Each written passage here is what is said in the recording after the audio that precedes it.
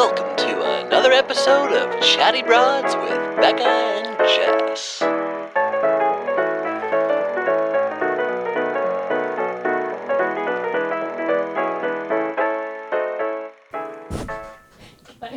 Get into this. Jess is twerking it up for the camera. Subscribe to the YouTube, baby, because you don't want to miss content like this. Oh yeah, I'm trying to stay in focus. Get it in Becca's camera. What are you dancing about? Well, I'm dancing because I said I was going to start trying new things in 2022, and I've never started the podcast dancing before. You know what's so funny, actually, is just like 2 days ago, I was like, there was something I thought about starting the podcast off saying. And I was like, oh, we should take turns starting the podcast off in different ways. Look, you just kicked it off organically. And now everyone can see that I can't twerk. I try and it just doesn't, my body just doesn't work that way. And that's a goal. I don't think I can't really do it either. I can't. My body just doesn't. I can sort of do it if I put my hands on my knees. You can try. Well, that's me. Well, also in 2022, I'm going to try to work on my flexibility because my body just doesn't move. Sometimes I watch people like at a club and I'm just like, wow, how are you not a professional dancer and you can dance that way? Like that. Like she just knows how to like flow. Yeah. And also, I think we've talked about this before. We had to be the lead in the school plays because we can't do that choreography. I'd be in the audition and I'd be 5 steps behind everyone. Oh, there were so many roles that I wanted that were like the villainous roles or like one of the side characters that stole the show. Yeah. But there was always a dance number that went with it and I could never. How hard is it though to watch someone? Like, have you ever taken a Zumba class? How hard is it to watch them and to try to make your body do the same thing, or to even understand what they're doing when they're doing like spins or something? I am totally, it might as well not even be my body. I might as well be doing a marionette. When I watch RuPaul's Drag Race, there's always, some of the challenges that they have are like in the period of a few days, they have to learn or write a song and then learn full choreo. Ridiculous. And the choreographers that come in always, I will watch them and I'm like, I don't understand how you can see someone in front of you and they can just do these 3 steps and boom, they got it. Like, what? I know. I wish. Yeah, it's not me. But also everyone is so glad that I'm not because I'm wired in the way. If I was good at dancing, you'd be like, please stop dancing. You did a triple threat, through baby. the whole podcast, I'd be like, you know what I'm talking about?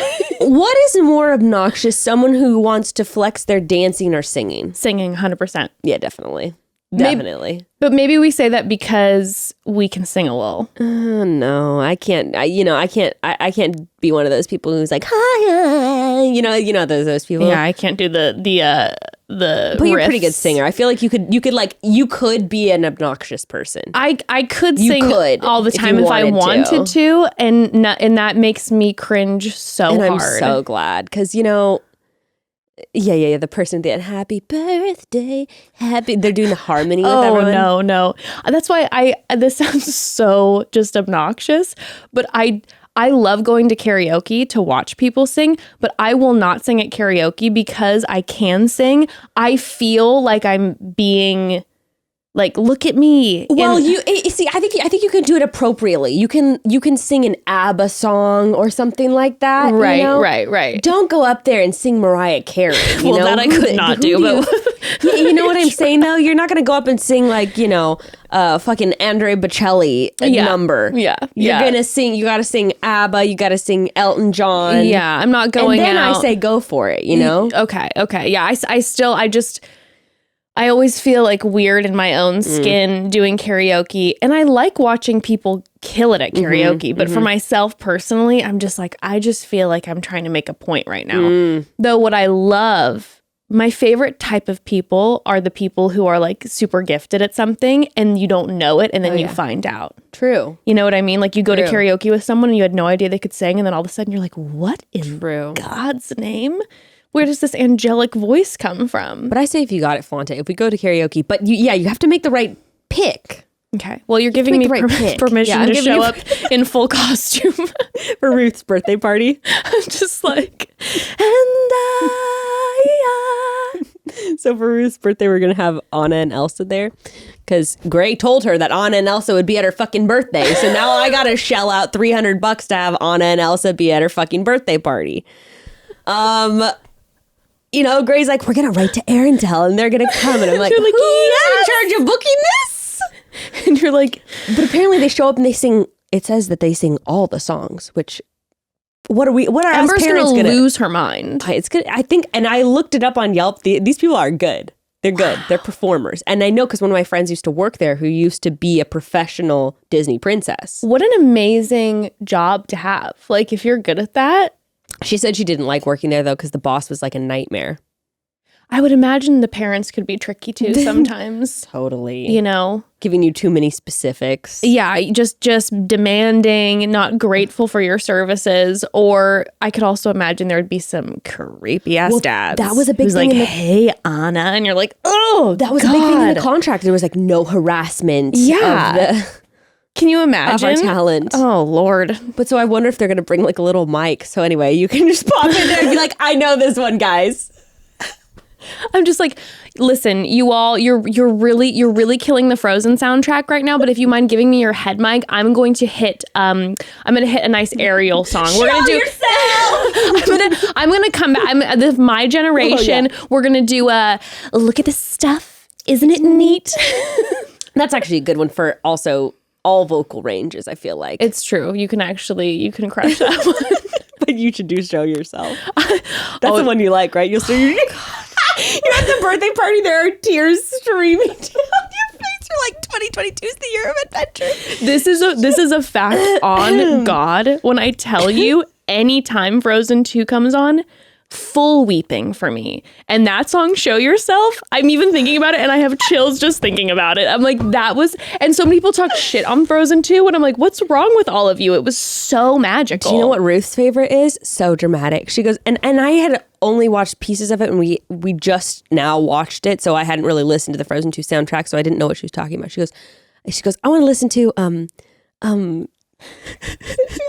she goes, I am alone. I am cold. The light has gone out. And that's what she says. She goes, I am, or what are the words? What are the lyrics? Come on, help me. It's the Anna song when she's, spoiler alert, stuck underground. She can't. I am, well, come on, we got to look up the lyrics. I have to just look up what the name of the song is. Yeah. I would play it for all of you broads right now, but we'll get demonetized. Yeah, we can't. Lights have gone out. The next right thing. That's what it is. So the lyrics of this, it is so dramatic. Oh my God, I sobbed through this too. I've seen dark before, but not like this. I don't remember the melody of it though. Yeah, you're on the right track. You're on the right track. I've seen this is cold. Before. Yeah. This is empty. This is numb. I'm fucking up the melody. The life I never knew. The lights are out. Wait, so Ruth goes, can we listen? Can you sing, I am empty, I am cold, the lights are out? I'm like, what song? You're like, what is your father letting you listen to? It was literally before bed. I'm like, what song? She's like, from Frozen. New Frozen. And I'm like, what song? I'm empty, I'm cold, the lights have gone out. And I'm like, what is, but she loves that one. I am empty. And she sings, that is all you need to know about your child right there. She is that. I mean, the fact that that's her favorite. They like it, that she likes feeling those deep emotions. I remember when Ember was that age, it's like, oh. Yeah. Now that Ember's now in a stage where when a song like that comes on, there's a song in Encanto, which is Ember's favorite right now. I haven't watched it yet, but I'm excited too. Lord, it's so good. I'm excited. But it's like a very emotional song. And she had this show on and she was drawing. And I walk out for a second to go to the bathroom and I come back in and her eyes are filled with tears. And I'm like, oh my God, how cute. And I go, Ember, what's wrong? And she's like, this song makes me think of my boppy, who's, my grandfather, who she's never met before. And she's drawing all these faces crying everywhere. And I'm like, we need to turn this off for a second and take a breather. Wow. Yeah. Oh my gosh, that just confirms that she is connected to him. She's so connected to him. She literally, anytime she gets emotional, she's like, I'm thinking about my boppy. And she's like drawing these like sad, weeping faces. And I'm like, and our teeth. She's our teeth reaching deep inside of her. That's so funny though. Yeah. But I am empty, I am cold, the lights have gone out. You're like, deadpan. What in the world? I posted about this on social media the other day. We went a couple weeks ago with Ember. Evan and I went with her to go see Sing 2. Yeah. Oh, yeah. And Gray wants to see it. Have you seen the first one? Yes. Gray loves it. Great, right? Okay. The second one, in my opinion, no. Amazing. Can't even compare. Like, it's so much better to me than even the first one. And Evan and I were sitting Ember's in the middle, and we're like, I didn't ever look at him throughout like half of the movie. And then like halfway through, we both kind of look at each other at the same time, and our eyes are filled with tears. Okay, so we're so emotional, and the movie is not emotional, but it was so beautiful that you're like, I'm overwhelmed by this right now. Wow. Yeah. Now I gotta, that's an endorsement if I ever heard one. It's so good. So the other day we were coming back from Sahilita, and we, I never thought I would say that we were sitting in Bubba Gump Shrimp Co. in Puerto Vallarta, in the Puerto Vallarta airport, which is not. I've been there before. You know, that's a dark place. Yeah, I've actually had dark thoughts there before. I've been low. I've been in a breakup there, and I've just been like, this is... In the Puerto Vallarta airport, Bubba Gump? Bubba Gump, yeah, Bubba Gump. Shut the fuck up. That exact place? The exact place. Wow. The exact place. And it did take me into a dark spiral. Wow. Yeah. It's not right, you know? It's just... This was our choice. This was our choice in the fucking Puerto Vallarta airport. Bubba Gump Shrimp Co., or a 30-person line at Johnny Rockets. It's a lose-lose. But at least we could sit down inside in a booth in Bubba Gump. Yeah. This is the exact predicament I've been in, and I've chosen Bubba Gump. Yes, so that's what we chose. But then we're surrounded by screens of Forrest Gump. And so, of course, I'm like, great, you want to watch Forrest Gump tonight? Which I hadn't watched in years. We had to split it into two because we've been trying to go to bed early. So last night we watched the second half of it. Have you watched that since you've had kids? No. Oh, you guys need to. Will it take me to... Sobbing multiple times throughout the movie. When he meets his son, Forrest, for the first time, I was like... and we look at each other and we're both just like... the tears, like when tears are dripping onto your shirt and pants. It's wild when you rewatch movies when different things in your life have occurred. Like if you've had loss, like if you've, fallen in love, had children, and then all of a sudden you rewatch some of these movies from when you were younger and you're like, oh, that's why my mom was bawling watching that. Like, you'd be like, oh my God, why are you crying? And you're like, okay, this all makes sense now. Uh-huh. Oh man. That shit hits different. I think I'm going to go on a kick of watching a bunch of like 90s movies. Oh yeah. I think I'm going to do it. Another good one, Steel Magnolias. Rewatched that one recently. Oh man. That's a good one. That's a tearjerker. I love movies like that that'll just make you cry. Me too. I love a good cry in a movie, and I've been incapable of not bawling in all movies lately. When was the last time you watched The Truman Show? It's been a minute. You should watch that. I feel like that's a good theme for like this year for you. Yeah, no, that's true. Breaking out. And I do love Jim Carrey. I love when Jim Carrey decided to, take on a serious role in The Majestic when everyone gave him shit. I still was like... I never saw that. I thought it was a great movie. Everyone was just like, oh my God. It's like when Will Ferrell, did it like a serious movie. Everyone is like, you're going to do a serious movie? I'm like, yes, because these people are incredible actors. Yeah. Wait, I mean, Jim Carrey was in something fairly recently where, like in the last several years where it was really serious, right? Or some kind of role. I'm sure. When he did The Majestic, it was like in the heat of his career, and it was a shock for people because it was not a funny role at all. It was like sweet and serious and emotional, and he's fantastic. Yeah, he's so good. Or like Steve Carell. Did you ever see Dan in Real Life? Like, which actually it's still a comedy, but don't even get me started on Daddy Steve. Oh man, he's one of the ones. Is king. If I could marry, it would be Steve Carell. Now I have to tell you, I've been thinking lately. I was going to start the podcast off with this. Yeah. Let's take a quick pause. Yeah. But when I tell you, in recent days, I can't stop thinking, like on a moment to moment basis, like I am a love struck 10-year-old about Jason Sudeikis. What? Okay, let's read these ads and let's get into it because I have so many fucking... What? I can't help it. In fact, right now my heart is pounding thinking about Jason Sudeikis. One second. Okay. What? I'm in so okay. deep.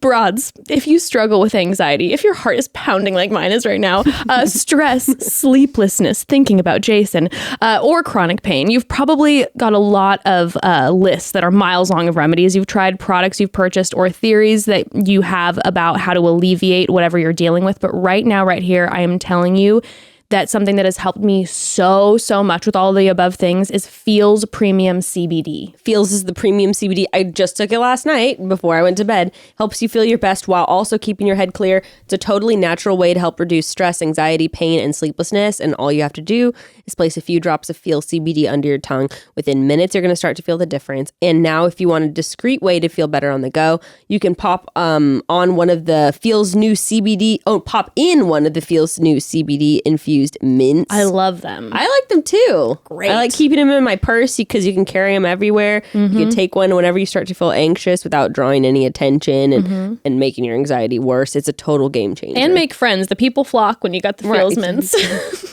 People like mints. What about mints with CBD in them? Bada bing, Quality bada boom. CBD. Okay. And if you have been unsure about CBD or not sure how exactly to get started, let me just tell you the key is in finding the correct dose for you. And that's why Feels offers a free CBD hotline to help guide your personal experience and help you find the perfect dose. And once you see how much you love your Feels, and trust me, you will, make sure you join the Feels monthly membership to get your CBD delivered right to your door each month. Start feeling better with Feels. Become a member today by going to feels.com/chatty. You'll get up to 40% off your first free month, 3 months with free shipping. That's feals.com/chatty. To become a member, you're going to get 40% automatically taken off your first 3 months with free shipping. That's feels.com/chatty. Broads, when the holidays are over, and I often find that amongst the hustle and bustle of family time and celebrations and festive activities, my self-care routine can take a back seat. If you can relate, then join us in investing in ourselves in 2022 with Osea. Osea has been making products that are clean, vegan, and safe for your skin and the planet for over 25 years. When it comes to self-care, it's safe to say Osea knows what they're talking about. And let me tell you, I have been a huge fan of Osea for forever. I'm so excited to have them on I the had podcast. never used them before, and then we got sent it for the podcast, and I was like, what is this? It's incredible. Okay, the serums are amazing, the moisturizers, the body treatments. I love the body oil that they sent. It's so good. I love it. It's been a celebrity favorite for years, apparently. After trying it for myself, since I am a celebrity, I can also say that it is one of my favorite products. Anyway, after showering, just put the oil on you. Oh my gosh, your skin will feel softer, look healthier. It's going to be even more glowing than it ever has been before. It is a must-have product for me now. I love it. It's so good. All their products are unbelievable, but that body oil, listen, I was a little bit skeptical when I heard body oil because in the past I had been not a fan of, feeling oily or greasy products on my skin, especially after a nice clean shower. But Osea's body oil is not greasy or sticky at all. It absorbs perfectly into the skin and leaves me feeling so soft and luxurious. It's my favorite. It's been my favorite for a while. And like I said, I use all Osea products. The aesthetics of the bottles too are it's so nice and beautiful. They're an incredible company and their products are unreal. I'm obsessed with them. Yeah, and I have a friend of a friend who's friends with the owner, and apparently they're great people. They're too, amazing. so Yeah, they're amazing. Anyway, we love. New year, new you. Start fresh with clean vegan skincare and body care from our friends at Osea. Get 10% off your entire first order with promo code chatty at oseamalibu.com. You'll get free samples with every order, and orders over $50 get free shipping. So now's the time to make small changes that can have a big impact on your day-to-day. Head to oseamalibu.com to find your new routine. Don't forget to use code chatty. Osea. Yeah, all their bottles too look like sea glass. And they look so pretty on your shelves. I really like them. Anyway, so it's Jason Sudeikis. Why? Bekah, I don't know. Wait. What spurned this? Well, so spurred. Anyway. I've always loved Jason Sudeikis, and he's always given me feelings. But when you're like a preteen and you see a movie and you can't. Did you ever have this where like there was a specific character or actor and like and your body like is like I am in a relationship with this person? Yes. So I actually, It's visceral. not as like a teenager in college. I had and it usually doesn't last that long. At least for me, it's like a few months, maybe. Sure. But I know what you're talking about, where it actually pains you sometimes to watch them because you can't be with them in real life. Yes, you ache for that. So I had that. I had that in college with Charlie Hunnam, and I used to watch Sons of Anarchy, even though I don't like that show.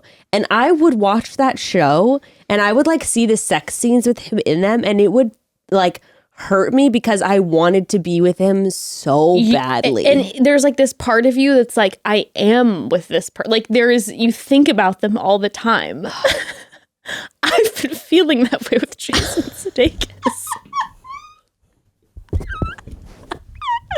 So I started finally watching Ted Lasso, which I know. See, that's the thing. Then you get a little obsession and you kind of have to start. Yeah. So I'll like, tell you in a minute who mine is now. Oh, what? I'm excited. Yeah. So I started watching Ted Lasso, which everyone is, obviously I'm old. I'm not new to this. Either, everyone, so it wins every award. And it's just like this really positive, feel good show. Yeah. And in it, he plays this, this guy, and he's like, it's not my type of, he's wonderful and lovely in it. So it wasn't that it's Ted Lasso I'm in love with. I then was like, oh my God, I forgot how much I was like obsessed with Jason Sudeikis from when he was on Saturday Night Live, years and years ago. And then I used to watch all his movies, and I was like, oh my God, he's so hot and he's funny and he's got like this big like daddy energy. Yeah. And so then I started to relentlessly watch interviews. And I couldn't stop. And like I like go to bed praying I will dream of Jason Sudeikis at night, that we're like in a relationship. Like I'm trying to get myself to lucid dream about Jason Sudeikis. And then, I was just watching him too, like go do these interviews or accept awards. Like when him and Olivia were like in the midst of their divorce, it's like they seem like they have this beautiful relationship where they care about each other still and are there for their children. And then he recently did Saturday Night Live, and this sent me over the edge. his intro, like his monologue was funny, and then at the end, out of nowhere, it was like inspirational, which I've never really seen with a monologue on SNL. And then at the end, after they're done with the show, when the guest host is always like, thank you to, and he says, the name of the artist and whoever else was on the show. He literally paused and he was like, he like said what he needed to say, and he's like, we're here for each other, we're together, da da da da. And then he like asked if the artist had anything that they wanted to say, and he just seems wonderful. And I'm in love with him, and I can't stop thinking about him. Wow. Yeah. So I saw that he's dating someone now. Search that relentlessly, was a little heartbroken about it, but it's okay. I got kind of like, I convinced myself for a hot minute that I was going to date Jim Carrey after watching, what's the documentary? The documentary where he talks about playing the character in the movie of the late comedian. Yes. I can't think of anyone's name. I never can. But it's such a fabulous documentary. It's an unbelievable documentary. And like him kind of talking about like his manifesting shit and just like the way he makes things happen. And I was like, I'm going to date him. I completely get that. Yeah. It's a similar Jason Sudeikis I will be with him. Like I will be with him. And now I'm like, no, I won't be with him. But I get sometimes I get like obsessions too. Like I did have a brief period of being obsessed with Elvis. And I would watch his old movies and watch his old performances, and I was just like totally enamored with him. I had my Charlie Hunnam crush. I've been obsessed for a long time and still can't help myself. Sometimes it's more of obsession with like an artist. Yes. And everything they do just kind of intrigues you and just kind of. I've felt that way for Kanye West for years and years. Everything he does, I just like there was like the headlines are just I couldn't. He has a headline where he's like, Kim is still my wife, and like it is disrespectful to God to see her with Pete Davidson, but it was even better worded than that. It was and I'm just wild. I'm just like oh my God. And I just can't help but just be like, wow, this is you're so interesting. But who I'm in love with right now, who is my Okay, I thought it was Jim me. Carrey for a second. Okay, No, that was very brief. That was brief.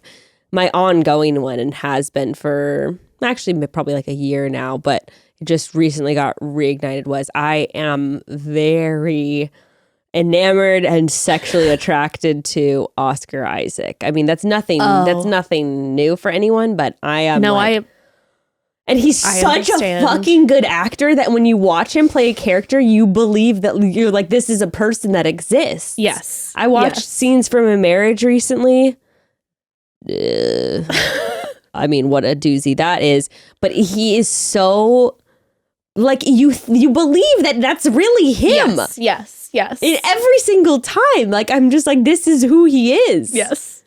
And you could see him play a character where he's a sweet ex-Hasidic Jew and a really sweet dad and sensitive to his partner. And then I believe that's him. And then I also believe that he's this asshole billionaire tech guy from Ex Machina. And you love him in all his forms. Yes. Oh, and I love all the characters that he plays too. That's another thing. I don't think I've seen him in a role where I didn't like the character in some way or wasn't attracted to the character. Wow. It's funny because there is a large difference between the feeling of like, oh, that actor's like so hot, and being like, no, I think of him. I long for him. Like it hurts me physically to think about the fact that Jason Sudeikis and I will never be together. Yeah. Like I'll never be getting a cappuccino thing in the morning with Jason. That is a strange thing. Yeah, what is that? Like what? I don't know, it's weird. And like in my this is my desperate mind trying to figure out a way to make it like that we're together.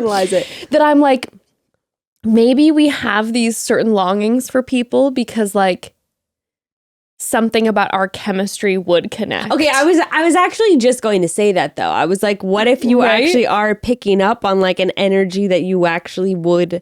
Is that pure delusion? I don't know.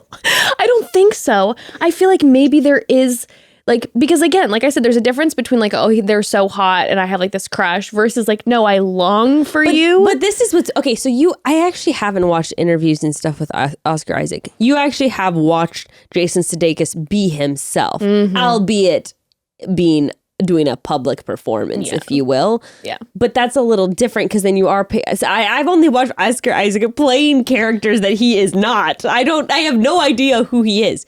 But still, I mean, there is essences about people. I wonder. I'm like, I wonder if there's this chemistry in our bodies where you're like, oh, it just would connect. Sometimes we'll get messages where someone's like, I know we would. Well, maybe they're right. That's what I'm saying. Say, I know we would be like best friends in real life. That's the thing. Maybe they're right. Maybe we would meet and it would be like, wow, we have this incredible like bond immediately. Because sometimes it is like that, meeting people. I remember, and this is maybe why my brain thinks this way. I remember for many years watched this one specific comedian who I thought was fantastic and cute. And I kind of had that feeling with them, right? Where I was like, I would watch and I'd be like, it wasn't to the Jason level. Right. But I was like, man, there's something about this person that like captivates me and like makes me feel certain ways. Well, I met this person in real life. And when I tell you immediately, there was like, and not in a way where it was like scandalous, like in a way that there was just like compatibility connection where it was immediately like we were both like and like just zoned in fully, like we got each other. Well, I do kind of believe that because I mean I've had it happen plenty of times as a younger person, like being on the dating market and like seeing someone on social media, right? Mm-hmm. And being like that same thing. Like I really feel compelled towards this person. And then you meet him in person and yeah, I mean, I do believe in whatever form we appear, whether we are acting or performing, whatever, we are releasing like our essence into the world, right? Like, and that's something that's kind of like cosmic and mysterious that I do believe one could pick up on a potential connection. So what I'm saying is I think you and Jason have a shot. I feel like we would really get each other. Is Oscar dating anyone right now? I don't know. I haven't checked. He's so fucking sexy. He is so sexy. I know Evan has had that for years with Keira Knightley. Oh, that's interesting. Because I have thoughts about her. Are you not a fan? Hate her. Evan is and was and always will be absolutely captivated by her, which is so funny too because it's not his typical type. Yeah. And he was just like, that was his person where he was like, I think of her often. I cannot stand the way to her acting. I can't stand it. I can't stand it. I'm not like a huge fan. There's this comedian on Instagram. Oh, she's fantastic. Caitlin Riley. Caitlin Riley. She's unbelievable, and her imitation of Keira Knightley is so spot on. There's this. Oh my god, this is just it's funny. Okay, here's the thing. She's just like this face, and she's like, "Darling, Hugh." I don't know what that is. What that's about. The planet is in danger. I can't do it. Oh my gosh. Oh, and Oscar Isaac actually in the beginning of his career played Joseph in the Jesus Story. Really? Was that in the Nativity? Yes. I remember. He worked his way up. Apparently he's difficult to work with though. That's what Gray's dad said. Well, that means he's married. He's married. Yeah, but you know what's Tragic. Cool? You know what's cool? Now I remember Googling this when I was watching Scenes from a Marriage.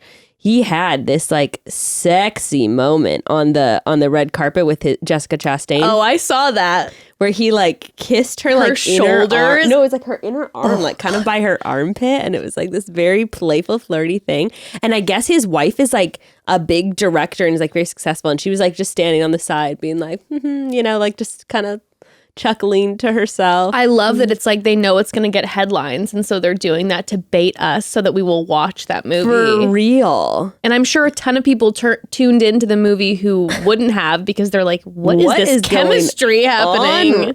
You know what's funny though? Look at and see, I love a man like this. He wants a woman who is successful, who supports him in his shit, who has her own thing going on. He's not like Leonardo DiCaprio that has to start dating girls when they're fucking 18 years old.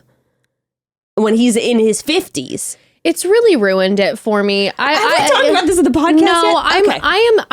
I am such a fan of Leo DiCaprio's his work and him as a actor. But this whole thing, it's been happening for forever. Why does nobody talk about it?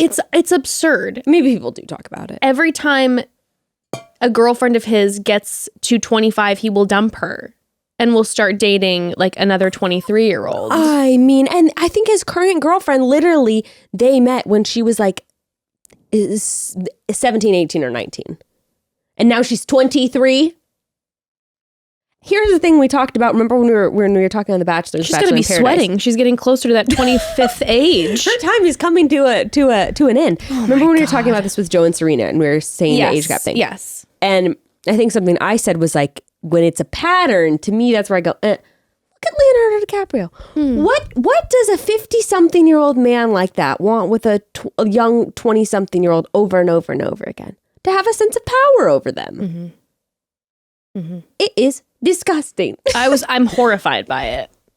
And it's like, no one really, I mean, because it's all legal. So. Sure. But it's like, now that I know that, now when I watch his movies, it's all I can think about. Like, it's the only thing I think about. Did you see Don't Look Up? I didn't. I would recommend it. It's a fantastic movie. And when I tell you... I've heard really mixed things. Yeah. I'll say this. There were definitely, there were some things about it as a viewer that I'm like, I would have changed this and changed that. But the premise of the movie, I thought was fantastic. And more than anything, I couldn't stop thinking about it for days afterwards. I was like, what would I do in this situation? Right. But the whole time that he's in this movie, I was like, he's playing a certain type of character. And I'm like, I can't even picture it anymore. I can't picture you being kind of nerdy science innocent guy. I'm like, I can't even think about that. Well, and he has this reputation too in just LA in general, not even Hollywood, of like just dating, like going on dates with girls that are 18 to 25. I once ran into him at a hotel in Beverly Hills, and it was not a great experience. Not that he was not... Like, he pushed me down the stairs. We didn't interact at all. But it was... There not was... flattering. No. It was agitated. It was red. It was... a lot. Not appealing. No. And I had a friend who, she was, young and beautiful, and we were recently living in LA, and it was just like, oh, well, I'm going on a date with Leo, and then my friend is going on a date with Leo, and I'm like, bro, these are 20-year-olds. 20-year-olds. What do oh my God. I know. It makes me sick. It makes me sick. But yeah, I just shit. It's just shocking to me that it's now known, for however long it's been going on. I think it's just because it's legal. It's consensual, but it's obviously if someone is continually dating someone half their age, they're interested in a certain type of power dynamic in their relationships. I would also just venture to say that emotional maturity probably isn't through the roof. Of his? Uh-huh. Yeah. Yeah. Who knows? I mean, I think when you're that famous too, you have to be very intentional about not surrounding yourself with only yes men, I think it's very easy to slip into that where suddenly your best friends are your hired friends and they're just, Leo, you're hilarious, you're funny, you're right about everything, and you're smart, and you're so perfect. True. It's so true. I was actually curious. Something I wanted to ask you was, did you ever have situations where, when you were a stylist, where you were kind of like bullied around because you were young or not very experienced? And I wondered if you had any particular anecdotes from that. Constantly. Yeah, I bet. Constantly. It was rough. It's kind of crazy how people will just pick on and abuse and take advantage of someone that they feel like has nothing to offer them important. What was the most interesting thing to me is that by a mile, the people who were the rudest and pushy and ungrateful and all the things were always the least famous of the people I worked with. I was going to say, and I was wondering if that happened not with actual celebrities, but with also parts of their team around them treating you like shit. That's the thing. So in general, for the most part, every celebrity I worked with was really nice to me. Like it was either, I'll say this, they were either really nice, like and engaging, or they were doing a million things. They're ignorant of your presence altogether. Right. So they're looking down at their phone, they're doing it, and they're like, oh, hey, thank you so much, whatever. It's the teams. The teams could be brutal. Because I was, like I said, I was younger, and especially when I was newer to the game, or when I was like assisting styling, that was the worst. And being an assistant stylist, it was like you were treated like absolute garbage because you weren't the stylist. How'd you get into that? So I started working after college. I got a degree in communications, and then I started working at a fashion PR firm in Los Angeles. And I think you've told this before. I forgot. I don't know if I talked about it on the podcast, it was a wardrobe. They had a room where wardrobe stylists would come constantly, and I just kind of started engaging with some of those people, and then I started to work with one of the wardrobe stylists that would come in and out on a frequent basis.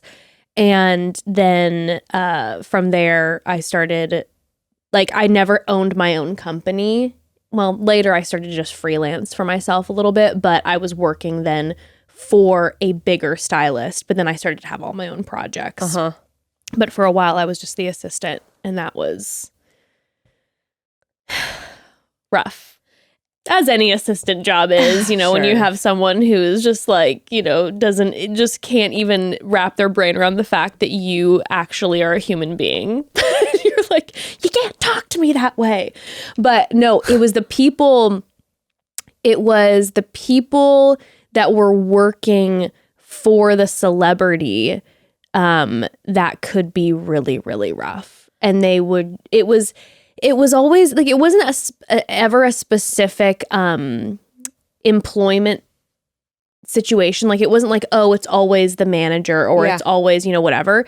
It was different people on set who were the yes man, following the celebrity around whatever they were doing and basically hopping onto any party, just name dropping like crazy. And they fancied themselves to be a celebrity because they were connected somehow. Celebrity by proxy. And then would treat us like garbage. Yeah.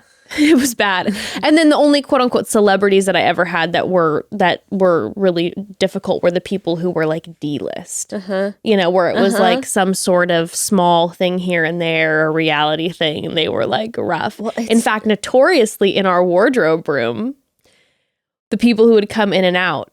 So often it was stylists, but sometimes it was like the celebrities themselves. Notorious Bachelor people for being the worst. Oh, I'm sure. Mm-hmm. I never really engaged with a lot of the Bachelor contestants, and at the time I wasn't watching the show, so I wouldn't have remembered who they were anyways. But it was literally like in the stylist room, I was like, oh God, a Bachelor contestant is coming in. And it was like, they're going to be a nightmare. Because you just get all entitled.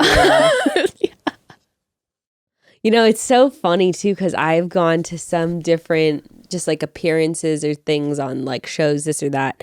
And there was one time in particular where I don't remember if I've talked about this on the podcast, but I've talked about it on other podcasts, where I was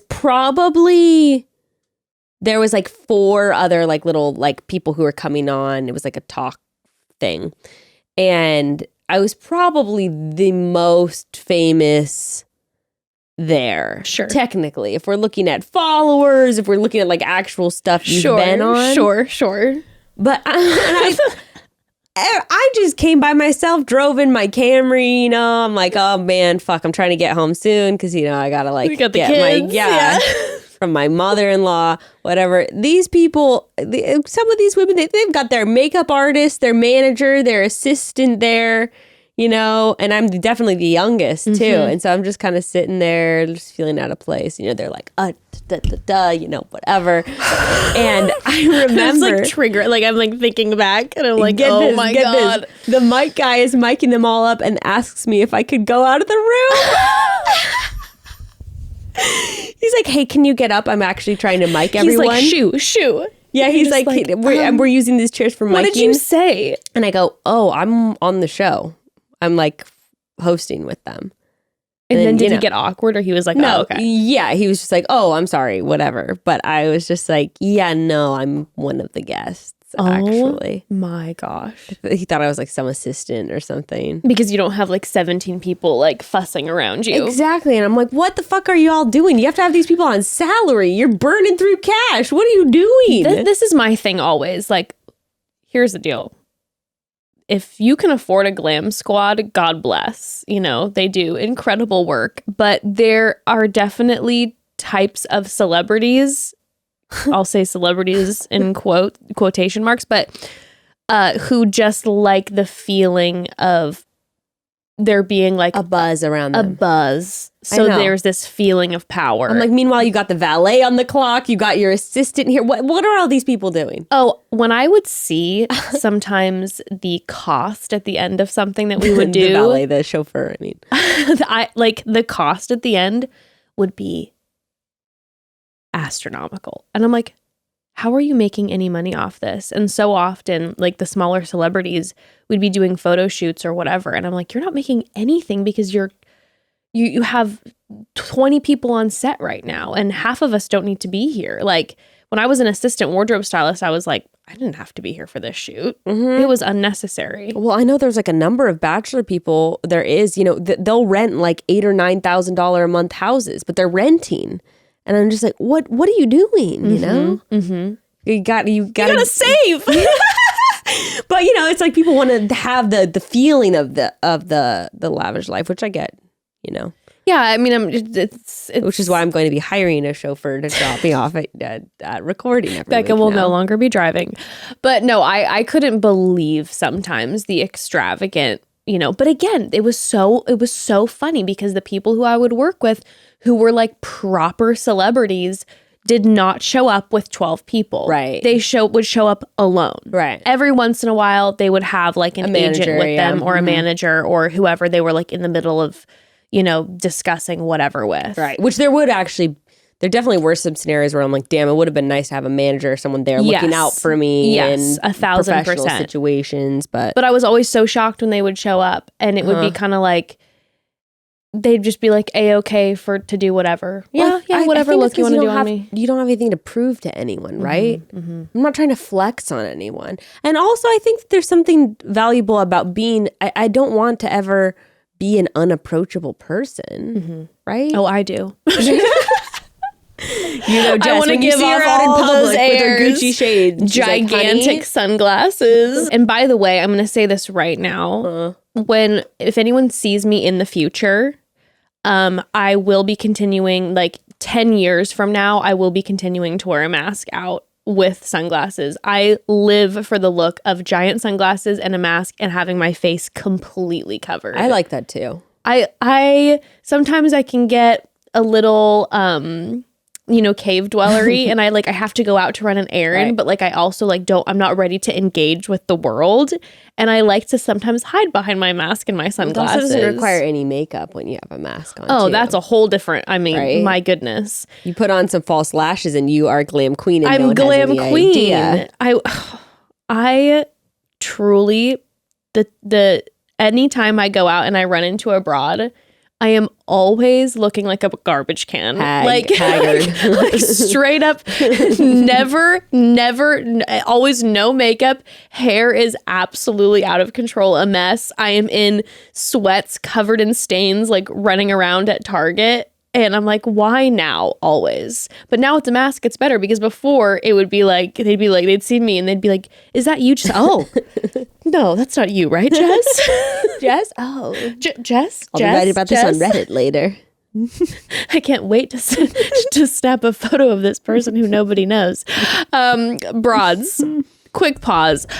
Listen, I am all for New Year's resolutions and goals, obviously, as we've been talking about. Mm-hmm. But one mountain that I'm prepared to die on is that your mental health should be a priority, not a goal. But look, I get it. There are about 60 other things a day that probably get put ahead of your mental health. And maybe that is partly because putting yourself first isn't easy to fit into your schedule, or you don't know how to get started.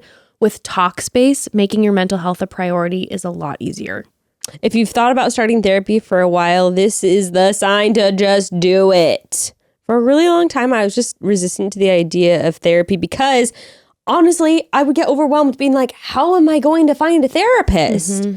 But with Talkspace, you can get matched with your licensed therapist like instantly. It's easy. You can connect with your computer or phone. So you can have a therapist close by when you need it most. And Talkspace has thousands of therapists across dozens of specialties. And no matter what you're going through, your perfect therapist match is waiting on Talkspace. And the schedule flexibility is usually way better than someone you might be seeing in person. Yes, that's the thing for me. I always put off therapy because I just couldn't find the time to set aside each week for an office visit. But with Talkspace, it's therapy on your schedule. Once you match with your therapist, you will be able to send messages 24/7 as things come up instead of waiting for your once a week appointment, and get replies back throughout the day and schedule video chats, whatever is convenient for you.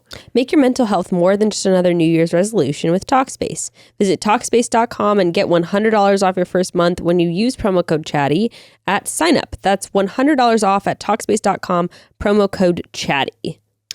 Okay, so not to brag, but broads, I've really been killing it in the kitchen the past 2 weeks. I've been doing it like we're talking restaurant quality dinners that are healthy, made with fresh ingredients and freaking delicious. And no, does not take me hours each night. And no, I don't spend hundreds of dollars in groceries or hyper specific items that are only good for one recipe. I do have a secret weapon though.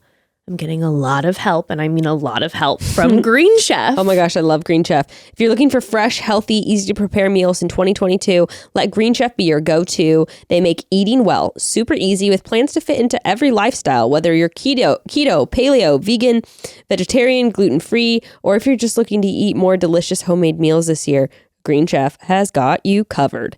Each week, you can choose from over 35 recipe options featuring clean, seasonal ingredients. And once you've made your selections, Green Chef will send you pre-portioned, partially prepared ingredients right to your door. All you have to do is follow the simple recipe, and in less time than it would take for you to shop for the ingredients, you're going to have a delicious meal on the table. I always found that one of the hardest parts of cooking was actually finding recipes that I wanted to make. So I love that Green Chef takes care of that part for you. Browsing the menu items each week is almost a family activity at this point. My daughter Ember loves to join in and pick out some of the dishes that look good to her. It's so fun.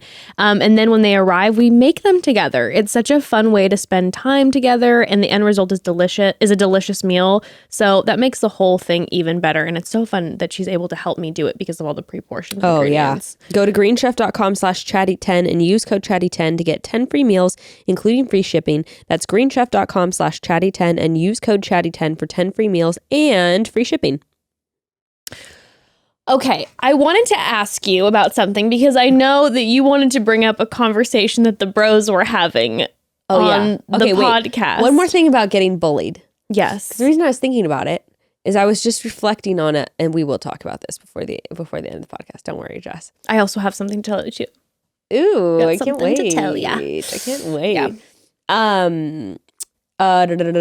No, it's just interesting because I feel like sometimes people, when they are miserable with themselves, they will take any opportunity to kind of like bully or talk down to or belittle like anyone that crosses their path. They have an opportunity to. And I think they look forward to it. Correct.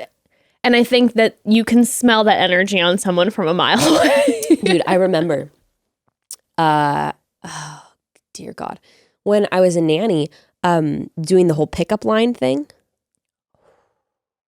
I didn't know how the pickup line thing went. Oh, Lord. The pickup line thing is a thing. Mm-hmm. It's a full drama. Oh, it's full drama. Uh-huh. And I think some people just come dressed for the pickup line. You know, they haven't been doing shit all morning, just sitting on their phone, drinking their coffee or whatever, and they're like, oh, and then they glam up for the pickup line. Ready for the pickup line. I'm just like, where were you? Because I will tell you what, this outfit is not a meeting outfit. This is a full blown. This is a red carpet ready. Oh, this is a look. This is like in Vogue. You got a blowout for the pickup line? Oh. Probably. Probably. Right yeah, literally. So at the school where I would pick them up, it was like a residential street that you would have to line up on. So what I didn't realize is that sometimes cars would park like on the side of the street, but that was like the informal line. Uh-huh. And there was also like a gap where there's, you know, another street. Anyway, so I didn't realize that there were cars parked on the side of the road that were technically still part of the line that were on the second street over past the stop sign. You know, it's like, this isn't even a line at this point. What the fuck is this? This isn't a line. No, this isn't a line. This is like some sort of pre-agreed upon pecking order. I don't know if you guys coordinated in the Google Docs and was like, you know, like, and I'm going to park under the oak tree on Hedgerow Drive, and you're going to, you know, like, I didn't get the memo. The PTA meetings. So, yeah, I'm not a part of them. So I am just driving on the street, see the stop sign, then see the pickup line. So I naturally get behind the last car, not knowing apparently that the cars parked on the road and the part behind me are part of the line. Yeah. So then those cars start up and, you know, drive behind the line, and this woman behind me is livid. She's going like this in the thing, like, turn around, go to the back of the, like, in the rear view mirror. I could see her. She's like, get in the back of the line, like, turn around. And I'm just like, and I just do like a shrug and hands up because I'm like, no. I didn't realize that was going on. No. This is not something, you didn't sign up for this spot. No. Yes, I get you were probably sitting there on your Kindle for 30 minutes before, whatever, but who the fuck cares? No, it's just everybody needs to calm down. Who cares? But there is a pecking order of and of course, line. I'm in my Camry with the bumper falling off. Not much has changed in the past 7 years.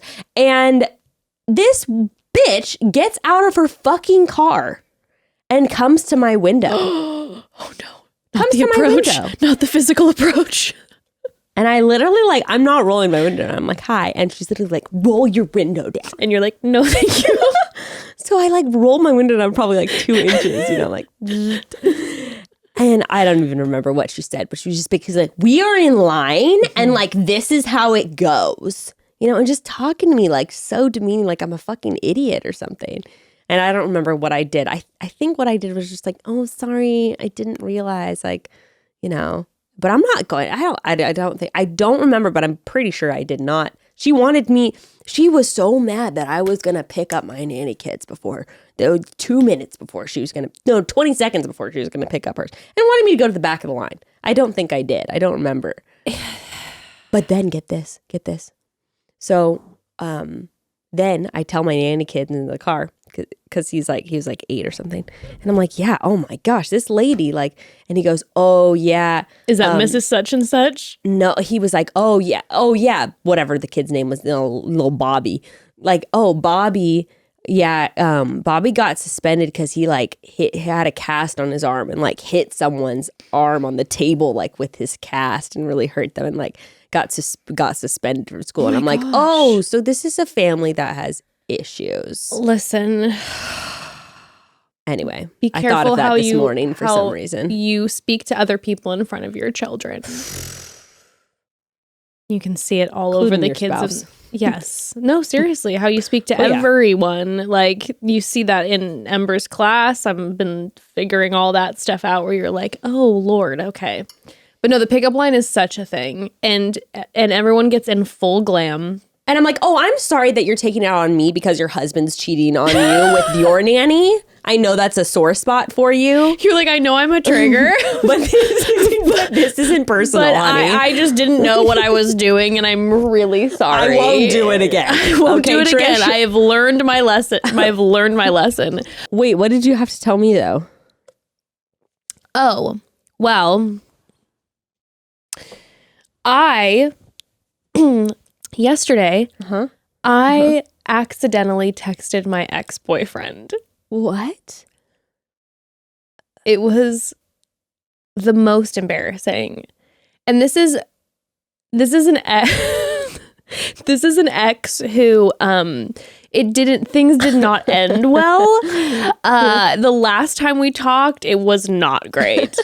Like, it was riddled with drama. Like, the ending, it was a big, like, dramatic end, and then I had to keep seeing this person because of life circumstances, and every time I would see them, it was this whole drama, and then I confronted them about having photos of me that I was like, I need you to delete those old photos. I mean, there was a whole... Oh my God. There was a lot, and it was complicated. And then this person went around and told a lot of people, like, not true things about me and, like, who I was and what I did. And it was complicated. We both were shitty to each other, I think.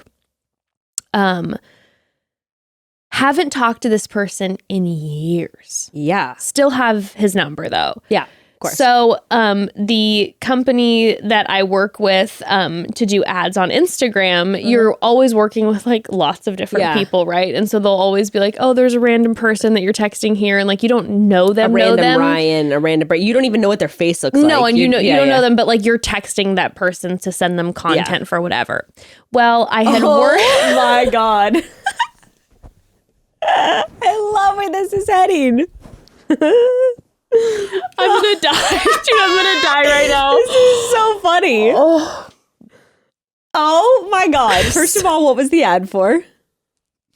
Open fit. I was working out. That couldn't be better.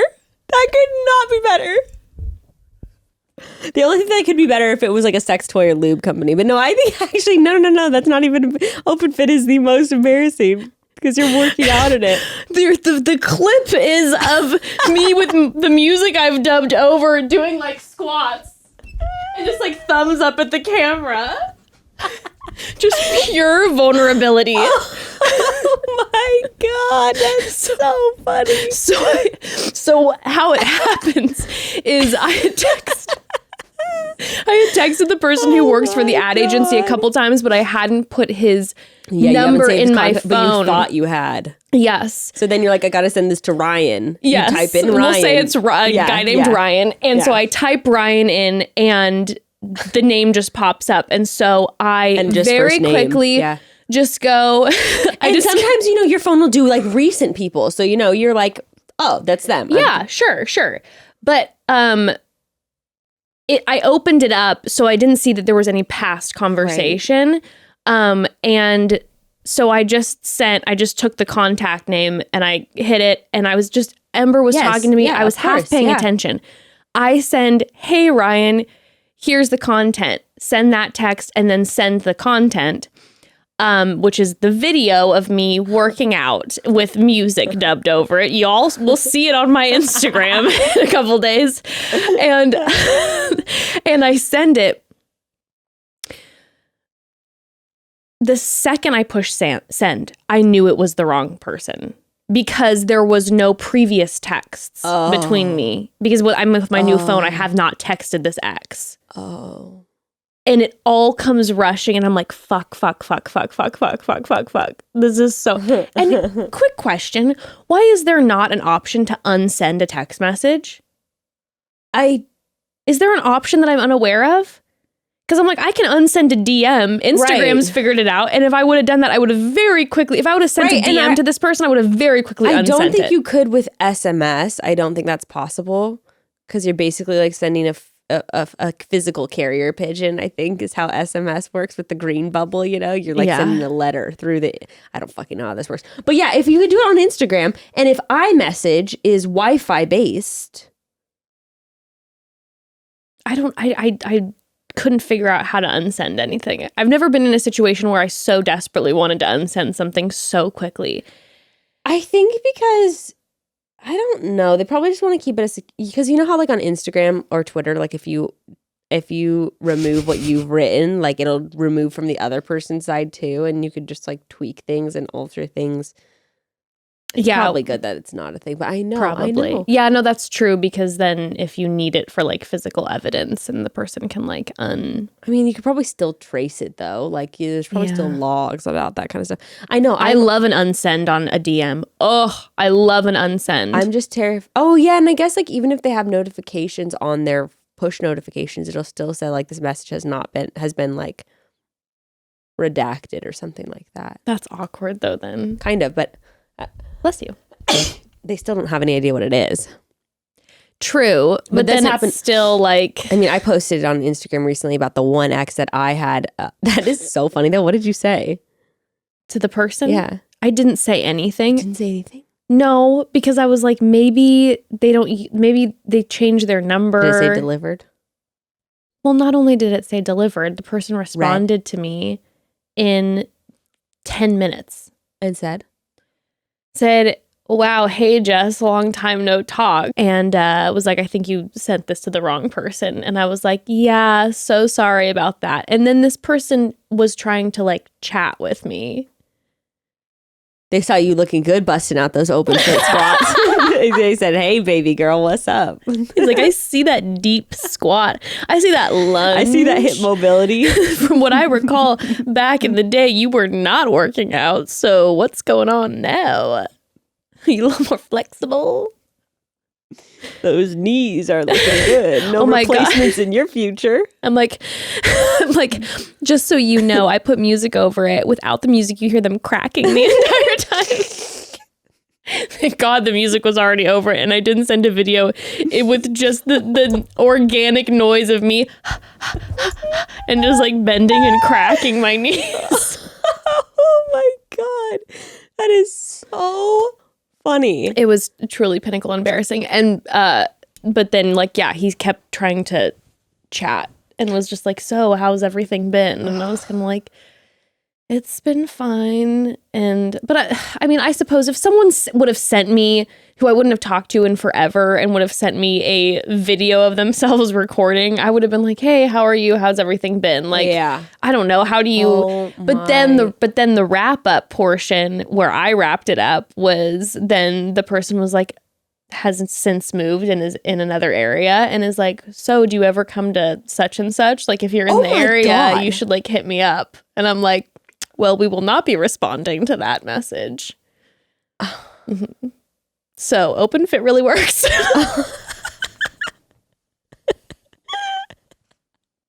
Open fit is gonna get you looking right, baby. Your exes will be Those hitting you up. moves. Your exes will be hitting you up From across the country. Oh my God, bro. The audacity. The audacity. But also, like, there's part of me knowing the way that he's wired that I bet that motherfucker thought that I did it on purpose. You ever done that before? Oh, sure. I used to do it just for attention on Snapchat. I would do like some sort of risque thing. Just like, whoops. I would put the caption on it, like something that looked as if it was from an exchange, you know, like, you know, whatever, like, you know, well, if you say so, or something like that. Or you know, like something that seemed like it was a reply in a conversation. Yes, this is so good. Okay? Right? Yeah. And then I would just like look through and send it to like 8 guys. Sometimes even ones that I wasn't even like. You're just like, let's just for attention. see if- Just for attention. Yeah, even guys that I was thrill. like kind of friends with who I didn't want to be anything with. No, and but then just I a would be hot like, pic. oh, and I'd be like, oh my God. Like, oh my God, this is so embarrassing. I'd be like, oh my God, wrong person. LOL in all caps. I love that. No, and I then they would give me some compliment, and then I'd be like, move on with my day. They'd be like, well, listen, you look good. I have been known to send a photo of like if I'm all like glammed up to someone back in the day, and then I'd be like, oh my God, I'm so sorry, I was sending this to my girlfriend to do an outfit check. You know what I figured out the other day with one of my girlfriends? What? I figured out, and this is probably a hack that everybody knows, but I feel like I feel like a genius right now thinking about this. If you want to get the attention of a certain somebody, right? You're Like interested, Jason Sudeikis. like Jason Sudeikis, perhaps. We follow each other on Instagram. No, but if you have like, if you're like, oh, I think this person's cute and blah, blah, blah. Yeah, tell me. Listen, you have close friends and you don't know what someone's close friends list looks like, right? So you could have a close friends list and have 100 people on it. I literally have 120 people on mine. Or you could have one person on it and post really cute photos of yourself that you don't want everyone on your Instagram to be like, wow, this person is like thirst trapping with all these like photos, but you want that person to see your cute photos or like see you out and about living your life, but maybe you don't want to share it with everyone. You just make the close friends with one person. They have no idea. And then you see if they see it too. Because, you know, if you got a good amount of followers, you don't necessarily see, like, let's just say you have like a couple hundred followers and you can't see if that person's seen it. This way you see if they see it. Imagine how I would be actually terrified though if I found out that someone put me in their OnlyFriends on their close friends. True. Creepy as hell. They have no way of But they knowing. have no idea. You open their Instagram and there's one close friend and you're like, what in God's name? But you would have your little close friend file where you have like your close friends. Yeah. And then you have your like thirsty close friends where you have like the 4 people you have a crush on and you just send Wait, it are to there them. different close friends lists? Yeah, you can do multiple close friends lists. Shut up. Yeah. Because I have like 120 people, but then I want like a close friends list of like 20. Yes. And especially like for me, my close friends list is sort of like my old Instagram. You know, it's like I have 100 and something people that are like old high school friends, whatever, people I don't really talk to. But I sort of put them on there because I'm like, hey, you know, I may be big time now on the IG. But let me tell you, we're still friends, you know? I want to take more advantage of the close friends list. So I I want did it another for a list. minute. I was posting to close Yeah. friends like a year ago for like 3 weeks. And I was like, this is fun. And then I just fully forgot about it. But my girlfriend and I were talking about, she was like, oh, it all started because there's this guy she's got a crush on. And she's like, I really want to post this photo of myself. But like, I feel embarrassed posting it because I know all of these people are going to heckle me because it's like such like this like sexy selfie and she's just not wired that way. Yeah, I would post it in 2 seconds, but she gets all like, I feel like I'm being like weird, you know, whatever. It's not her thing. I get that. Again, like I said, I would post it in 2 seconds to my main grid. But but she was like, oh, but I want him to see this, but I don't want to send it to him. Right. She's like, I just want him to see it. And I was like, make a close friends list and just put him on it. My crush doesn't even look at my close friends' posts. Speaking Are you of which, sure you've been off Instagram though? You don't really know. When I was on, I would look. And let's be real. I want to call out all my close friends I put on the list, you fake fucks, because only like half of my close friends list even watches my close friends. I will say Instagram's really been screwing me over lately. Like I am not seeing so many people who I would like to be seeing their content. It's been, the algorithm's been unbelievable. I hope they roll out this chronological order thing, because if I follow someone, it's because I want to see their damn content. Well, I would suggest that you start a new close friends list with just your crush on it to see. Then, you know, you can post whatever you want. And then just that person is seeing it. You know, with my anxiety, I even though there is no way that this person would know that they're the only one, something about knowing that I've done that and that exists on my phone is so horrifying to me. If they could ever, for some reason, know, you'd just be like, whoops. It makes me shudder to think about it. You know what's fun though then too is if they're the only person on your close friends list and they don't see it, you could just keep posting it until they do. Same thing over and over again. 6 days in a row. Every single day it's like, ooh, night out, liking my fit. Just same one every single day. And they have no idea. You could use a photo that you used forever ago. Oh my God. All right. But it's kind of genius, right? It is. It's kind of genius because that way, then you're literally not directly sending like cute pics to your crush, but then they're seeing you maybe out and about and like, you know, when you want to post those cute selfies that you don't want to post on your main Insta stories, and you know, you're like, look at me living my life out here. Or you could craft whatever narrative you want about yourself. It's your fake life. It's your fake life. Listen, like you have, you know, you could be at home on the couch every single night and you could be using photos from 2019, baby, every single night. One person on your close friend. Or make it a handful. That's wild. Yeah. Your crush is. Fall 5 of them. Go fishing. I like that. You know, you're bored. You want a little DM back and forth. And I just want to say, I suggested this to my friend, and whomst happened to look at it within 30 minutes, send a DM, a cute, sweet DM, and did they end up seeing each other later that evening because organically it ended up happening. Thank you. Wow. Thank you. Man.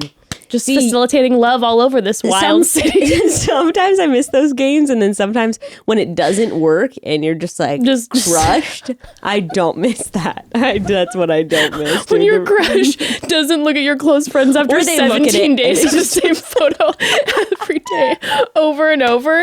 You know how you can fix that? What? Is because of the algorithm. Maybe they're not seeing it, so you need to send a DM to one of their things so that yours pops up first. Does it work like if you reciprocate like that? Like if you engage with them? I've noticed that the people who I will most recently engage with via like a DM are the people who are first on my list. So like you're always first on my list. Yeah, you usually are too. It's because we're DMing each other. They're probably just spying on us too. That's very true. We've seen that our phones are close together for hours every week or some shit like that. I don't know. But I'll randomly like DM, you know, I'll DM Sophie.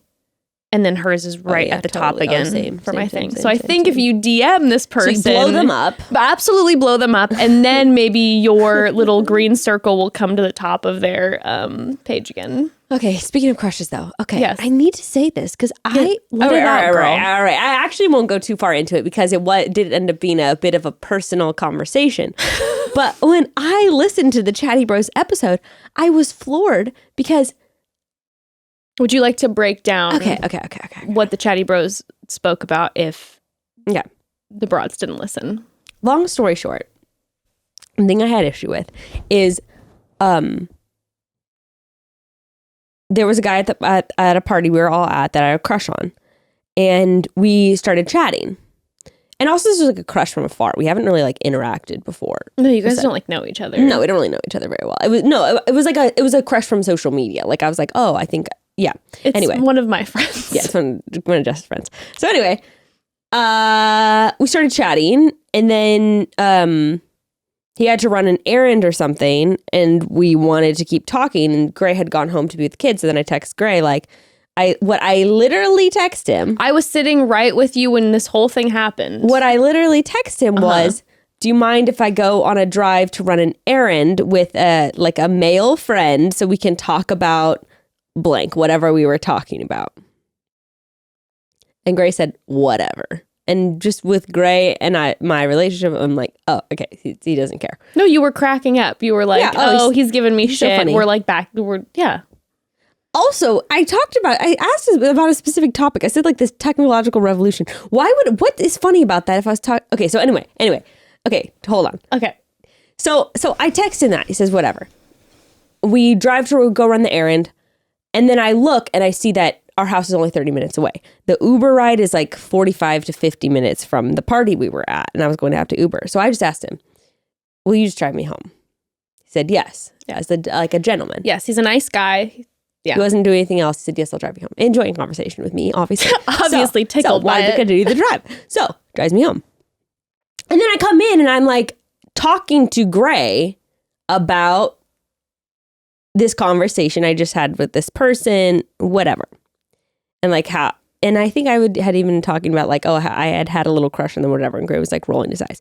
Okay, then on the podcast episode with Chatty Bros, they're talking, by the way, all we talk about on this podcast apparently is open relationships. Apparently. We talked about it with Craig. I mean, we've been talking about it like crazy. Literally this all is we the year talk of about. open. Well, actually, we started talking about it in 2021. So now it's apparently rolled over to 2022. Yeah. This is the open relationship podcast now. We sure fucking like to talk about it. So Grayston brought up on the pod that he thought I was joking and I was talking about the Uber driver. So he basically thought when I text him, can I take a drive with this male friend to talk about the technological revolution? He thought I was talking about the Uber driver and making a joke, a cheeky joke. Yeah. Which then I'm listening to the episode and I'm like, what? And I was confused listening to the episode too, because you and I had been talking for weeks. I thought that about this whole thing. And also, like I said, I was there with you when you texted, and Grayston. like joking conversations had also happened before Grayston left. Yes. And so it was like, there was like definitely a sense of what was happening. And then you texted him that, and then he said whatever, which again is in your guys' is like back and forth. It's like, that's a fine. Yeah. And you were like, hooray. And we were like laughing. And it was just, so when I was listening to the podcast episode, and Grayston was like, I thought she was joking. I'm like, wait, what? I'm so confused. I'm like, why hasn't Bekah told me about this? It was so confusing and too. It's because you didn't know. And when I know, it's because I didn't know. And when I got home, he was just playing along, I guess. And then I asked him after listening to the episode, I'm like, why didn't you tell me? And he was just like, well, it already happened. You can't change it. And I'm like, yeah, that's how resentment takes over, honey. I was like, you need to tell me. Because then for weeks now, I thought we were on the same page. Yeah, no, I know. I have been a bystander. And I thought that was something that you were like okay with me flirting and chatting with this person, like taking a drive and whatever. And it all, what? So that was interesting. That made for an interesting weekend conversation. But I was just mostly like, it kind of escalated the thing. But I think anyway, the bottom line though is I was just like, no, if I have hurt you or like you or we're not on the same page about something, please tell me. Please tell me. Otherwise, don't just bury it deep and then be like, well, otherwise then I will think that that's okay and I will do the same thing again. You're like, I'll do the same thing over and over and over and over well, it's again. Like if I think it's okay to have like a private little like drive or conversation with someone that I, am attracted to, and like it was really interesting too to listen to them and Gray be like, I'm afraid that I wouldn't be able to stop myself. And I'm like, what? You're like, you are. Well, and that's another like. I was just like, what? No, and that's the thing about me too, is I'm like, I'm not just gonna like accidentally make out with someone. Like, I'm pretty good about being like, no, this is just a conversation about something that we're interested in, and it's a little bit flirty because I'm attracted to this person. But there's no plans Oscar to pull Isaac. off on the side of the road and start making out. What in God's name? I have a family with Grayston. Anyway, that was just interesting, but... Yes, it was a very interesting episode to listen to. Afterwards, I was like, I was just telling Bekah, I'm like, at one point, Evan dropped some like really personal information about us that I ended up taking on the podcast because I was like, Evan, I'm like, this isn't your diary. Like, this isn't our therapy session. Like, I'm all about being open and like letting the broads this is know. our diary session, okay? Not yours. Listen, bros. Know your place. This is still our podcast. And I'm like, for the love of God, I'm like, that is something that, you know, is very personal. And like, maybe before you bring it up on the podcast, you could ask me about bringing it up on the podcast. Or maybe if we bring it up on the podcast, it could be on an episode where we're all together. It's not just like drinks with the boys where you're spilling your guts. I'm like, there are some people listening to this. I'm like, how come I'm finding out with tens of thousands of other people that you didn't know? What? After 3 weeks? Good God. These men. I'm like, These men. Wow. Unbelievable. Unbelievable. Truly unbelievable. And then Evan, there was something too that Evan said that I had no idea. Oh, you know what was funny is when Evan said, he said that he would be way more. Oh, that's what I was about to say. Yeah, go ahead. That Evan would be. He said he posed to Grayston. He said, right? This question. He goes, yeah. If you were listening to Bekah talk on the phone with a girlfriend, and which one would you be more hurt by? Either her saying like, A, oh my God, he's so funny. Like sometimes he just says things that's just like, I just don't even, where does he make this stuff up? It just, Where does it even come from? Smart, funny, genius, amazing, wonderful. And then the option B was, oh my God, like he just blew my socks off like in bed the other night. Girl, it was crazy. Gray said he didn't give a fuck about the option B. sex. He said it was, funny, smart, whatever. And then Evan said, your face, Evan was like, oh no, definitely the sex one. I listened to the episode and then we ate dinner together. We ate dinner together and I'm like, I just want to let you know. I don't want to tell you how to feel, but you should be more concerned about me connecting with a relationship. Or I'm like, if you're worried about this in the first place. Well, it's so funny that we then ended up getting in this whole long conversation because, I talked to him, part 1000 about the fact that I'm like, listen, when it comes to sex and intimacy, like you and I, Evan, are wired really differently. Right. Like sex breeds a lot of intimacy for you. For me, the act of sex doesn't. If I have intimacy with someone in an emotional way and then we have sex, that's very intimate to me. But like just sex is it just doesn't connect that way in my brain. It's just not how I'm wired. And so, but then again, for him, it's like he is wired that way. So he was more concerned about that. And I was like, you learn new things every day. Well, and it was interesting too. He was like, basically there are lots of guys that make Jess laugh and that she enjoys being around, but like nobody's fucked my girl except me in years. I was like, Evan. But that is true though, right. Because, with our relationship dynamic, like, we've talked about it on the podcast before, like we are good to go in the way that like I can go out. I have my friends. Some of them are men. Yeah. And he knows that we'll flirt, we'll hang out. I'm just Jess when I'm there and whatever. So he's okay with that. And Gray said that he's okay with that too. I guess he just, I don't really, in my brain, it doesn't make sense because he's just like, oh, I don't want to ever see them or know who they are or anything. But I'm also like, what I was trying to tell him is I'm like, with this guy, I'm like, okay, but this is, I'm not fucking this person or pursuing a relationship with them. This is just a crush. So what is the difference between I was like, I could have a crush on one of your friends, Gray. And then what, are you going to sequester me away from them because like I want to chat with them? Do you want to tell him who it is so badly? Oh, I said his name the other day. And Gray was just like, how dare you, after I set the boundary. And I go, I've already told you about him, but you just weren't listening. Yeah, see, I relate to that because I'm more wired in a way that I'm like, I'd rather not know. Yeah. I don't want to know. I want you to be free to do what you, would like. but I don't want to hear about it. I want to know about it so that I can feel the deep pain and then listen to Frozen 2 soundtrack. But feel like it deeply. feel it and then reckon with it, because I feel like once I could, especially for someone with like an ongoing person that they have a relationship with, physical or otherwise, that I could grapple with it, come to terms with it, make peace with it, talk about it in therapy with my therapist, and then be done with it. What I would be scared of if I don't know, then the one day accidentally, like when, you know, like when you're in high school and you see your ex-boyfriend and they're making out with someone new and you're like, that gut punch. Yeah, no, I would be really nervous about like, if I was like, don't ask, don't tell, don't want to hear about anything, and then like accidentally seeing like a text pop up and that just being like unleashing a tidal wave of emotion instead of just getting it out there, dealing with it, making peace with it, you know? Yeah, no, I understand both sides. I understand both sides too. I'm like, my mind would run wild. But that's the thing though, I think that if they told me something, I would want to know everything though. That way there's no room for imagination. That would be, I don't so think you wouldn't imagination if you just didn't know, like you wouldn't. Because I had such radical jealousy issues, I already had imagined everything under the sun before I could even attach a name to it. So I had to learn how to just cut off my imagination.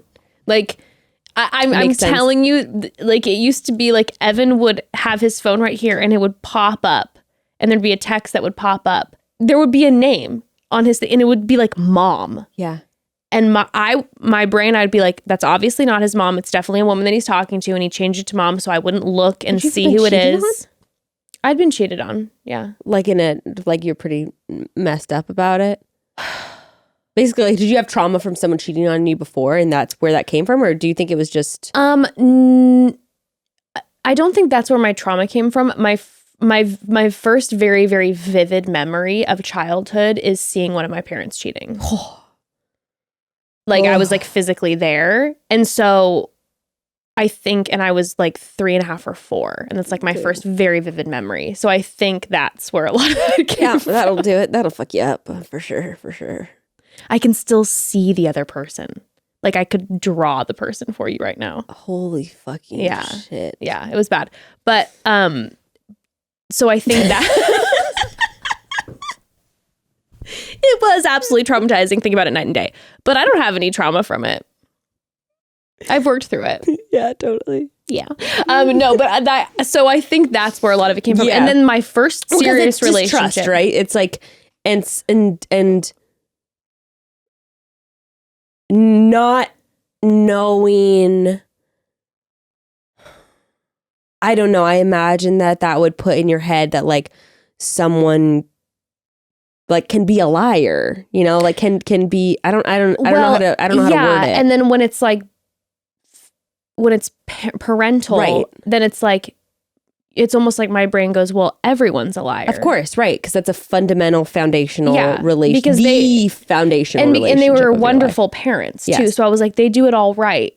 But, and then also this. So it's a little bit like everybody lies, right? Yeah.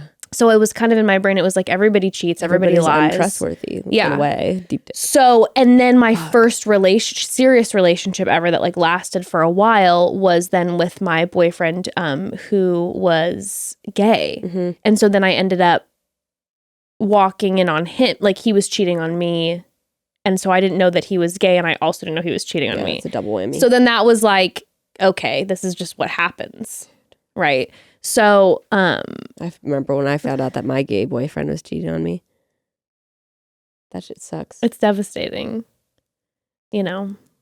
But what I am really grateful for that relationship was he was like such a good friend of mine and he was in so much pain that like we were able to like stay close to each other through everything, and like he was able to like help me process through my hurt of being cheated on, and then I was able to help him process as he was like living in this like trauma of trying to be in this evangelical community and not being allowed to love who he wanted to love and be who he was. So that was actually like a really wonderful relationship after, and it helped me a lot. But shout out, love you.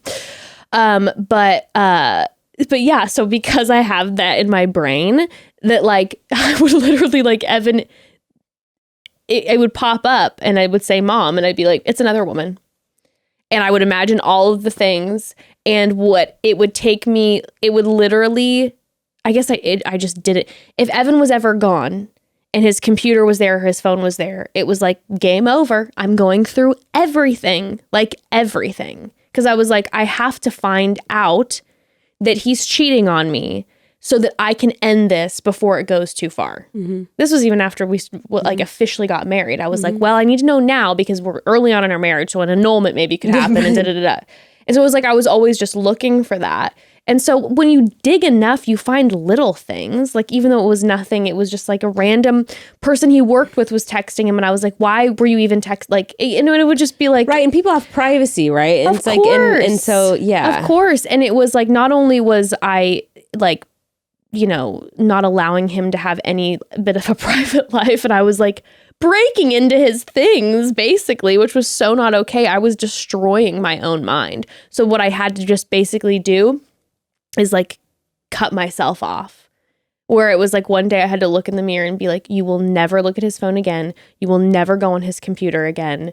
Like you won't look on his, at one point I'm like, I blocked his like social or unfollowed his social media stuff, even though I was married to him. Cause I was like, I don't even want to see anything. Cause I'll sit there and I'll look at tagged stuff and I'll obsess. I'll see him like someone's post and go down the rabbit hole of that. And that helped like everything so much. And, but now I feel like the opposite, where I'm like, I'm like, I don't want to, I'm like, would be good to go. I feel like in an open relationship, I feel like I'd be good to go. Now, what if you did, I just be like, I don't want to know anything. What if you did see something where he's sitting and the text pops up and it's like, can't, like, oh my God, last night was like so much fun. You're such a fucking whatever. I'm sure I would feel it, but so long as I was able to control myself and not look, I think I would be okay. I think I'd be okay if it wasn't, oh, Michael Yo's calling. Hi, Michael Yo. I think I would be okay if I didn't see like pictures. As soon as I start seeing photos, that's when I unravel. I think that's kind of what Gray was getting at too. Of like, by the way, we decided we're gonna do an episode where it's Grayston and Jess, because one of the broads in the comments was like, that Libra Aquarius dynamic, they said they felt like it's the same in the bros, but it's the opposite. Gray's the Libra, Evan's the Aquarius. So we thought it would be fun to kind of do. We're gonna do a wife swap episode. Evan and Bekah and Gray and I. It's gonna be chaos on both ends. It'll be so much fun. But yeah, that's what Gray was saying, where he was like, he said it's something for him is like I don't want to see their face. Yeah, I really relate to that. What if it popped up on his phone and it was like a selfie and she's like topless? That would be really, really, really hard. That would be that's then when I'm like, okay, I don't know if I can handle this. And I'm having to really work then on my jealousy. Big time. The photos, that's what's gonna get me for sure. Yeah, maybe it's I'd be like, show me her nudes now. Show me your sex tape. Okay. Just flipping through it. Yeah, that's a very maybe it's Libra. I don't think any of it would be easy. No, I don't think it would be easy for me to hear or see or anything. Oh, it's all, but I like the idea of I like the idea of testing. You know, it's like what would I experience? Yeah, no, that is interesting. I feel that way similarly as well, because I'm like, saying I conquered jealousy is hilarious. Yeah. But I conquered bullshit. That part of that level. I feel like I've conquered a good amount of awesome. It because it consumed everything about me. It was my old Jason Sudeikis. It was all I thought about, right? Dude, good for you. That's really hard. It was kind of at a point where I'm like, I either figure out how to do this, or I will live every future relationship in absolute misery, turmoil, and I will never enjoy a relationship. So I was like, I'd like to be in a relationship with this guy. And I'm really destroying him because I'm making him feel bad for things he has never done on top of everything, you know? Shit. But I'm like, I feel like I've conquered that chunk of it. Yeah. But there's so much more of jealousy, right? Always. So I'm like, yeah, I'm also interested to see how I would handle certain situations. For sure. Wow. I told him the other day, a couple years ago on this podcast, because I asked the broads, I was like, broads, let me know what you want me to try in 2022. Or I asked on Instagram, I was like, let me know what you want me to try in 2022, because I am ripping and roaring to go. And let me tell you, I have some things booked. I am excited. I'm doing my past life regression next week. I will report back. I did some psychic stuff. I have a shark cage diving situation coming up in like 2 months. Oh my God. I'm going to really do it. But but a few of the broads, stand-up comedy, that was the big one. I'm like, fuck, I have to try it now. What a nightmare. But one of the broads was like threesome. And I think I had said on this podcast a couple years ago that I was like, yeah, I'd be down to try a threesome. And diving into conversations about open relationships and polyamory and everything, and knowing your own boundaries and all that, what I feel like I have discovered about myself, which I'm working through, is I don't think I would be comfortable with a threesome. Oh, interesting. Yeah. Because I'm like, knowing how I'm wired, seeing something visually might take me back to this past place, because I'm like, there's an intimacy that I feel with Evan emotionally that then is carried into the bedroom that is like, special for me, that I'm like, if then someone comes into that, I feel like I have this big trigger when it comes to the church, because Evan and I had been involved in the church, and I felt like, and our parents had been, so I felt like everyone always knew everything about our personal life. And there's something about this idea of then someone knowing about what is between Evan and I in the bedroom, and like knowing that feels like scary to me in like I might revert back. So I'm like, I would be comfortable with Evan like being in a situation where if he if we'd communicated whatever, that he was with someone else for a night or whatever. But the threesome, I'm like, I don't know if I could do that. There's a great episode on Tristan Taormino's podcast called, what's their podcast called? Don't remember. But there's an episode on threesomes specifically with like an expert. And Tristan Taormino wrote the book Opening Up. And she's like all about like kink and polyamory, and it's like really just like, and what's cool about her is she's a bit older too. I believe she's like in her 40s, and she's like very experienced and very like has a lot of like practical knowledge and wisdom. She has this expert on, they're talking about threesomes, and they talk through some really practical stuff about why, like, don't just hop in, with a drunk friend. That is bad news most of the time. But that's some really practical tips, like why not try booking a cam show like with a girl or something like that for you and your partner to do together, and kind of like figure out, there's different ways to like dip your toe in the water and see if you would be interested in involving someone else in the bedroom in ways that aren't quite so like committed.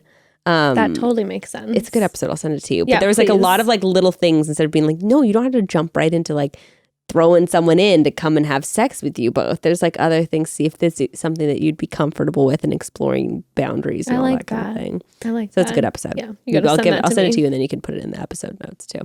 Anyway, all right, broads, we're chatting again Tuesday, which I'm stoked about. Yes, and broads, just want to also say as well, after we put out our Why We Quit the Bachelor episode, I just want to say like a massive thank you. The amount of like, I know you're off social. You guys, no, I text Jess. I said, I went on YouTube, which I she never ventures. But I couldn't help myself. Yeah. And I went on YouTube and I read the comments. Usually YouTube's comments can be kind of scary.